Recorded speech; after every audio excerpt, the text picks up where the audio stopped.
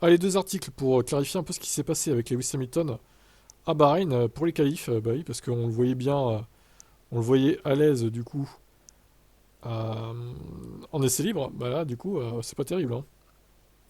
En réfléchissant au qualif par la suite, Hamilton a imputé son déficit à Russell à un ajustement de configuration, expliquant qu'il se concentrera davantage sur les perfs en course.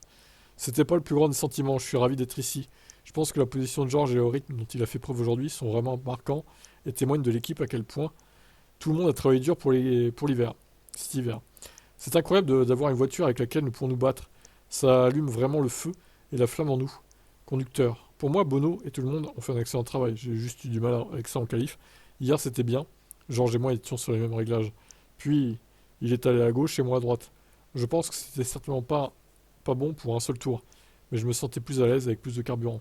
J'espère que ça se reflètera demain. Ouais, mais encore une fois, voilà, il part 9ème.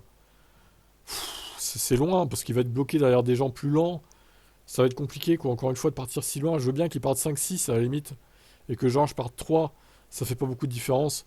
Mais 9ème, il va perdre du temps derrière tout ça, tous ces gens-là, tous ces pilotes lents. Ça va être compliqué, je pense, hein. Bon, une deuxième news. Donc il est allé dans un sens, moi dans l'autre. On pourrait dire que celui sur lequel j'étais n'était pas bon sur un seul tour. J'espère que ça se passera bien en course. Je n'étais pas à l'aise avec mon rythme de course et j'ai donc changé la voiture pour, espérons-le, améliorer le rythme en course. Nous verrons demain si c'était vraiment la bonne chose à faire. Mais en essayant de trouver un bon équilibre pour le réglage de course, il y a beaucoup de dégradation au niveau des pneus arrière et le rythme de course est vraiment fait tout ici. Évidemment, la position compte aussi.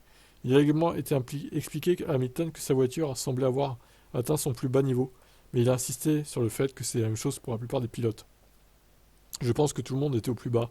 Je pense que la hauteur de caisse était bonne. En général, je pensais que ça allait. Séance de qualification très difficile. C'est incroyable de voir à quel point tout le monde est proche. Et je pense que la position de Georges témoigne du travail que tout le monde a fait à l'usine cet hiver. Voilà, bon après ça se répète. La voiture est vraiment fantastique. C'est vraiment une grande amélioration par rapport aux années précédentes. Beaucoup plus stable, beaucoup plus amusante à piloter. Mais nous avons encore du travail à faire, comme vous pouvez le voir. Mais que Georges soit à 3 dixièmes de max, c'est incroyable. Savoir que nous disposons d'un package avec lequel on peut se battre potentiellement, c'est agréable. Ouais, alors encore une fois, 3 dixièmes, c'est pas rien, c'est pas un dixième, quoi. Je veux dire, 3 dixièmes, bon, c'est pas rien, quoi. Je veux dire, c'est beaucoup en F1, 3 dixièmes.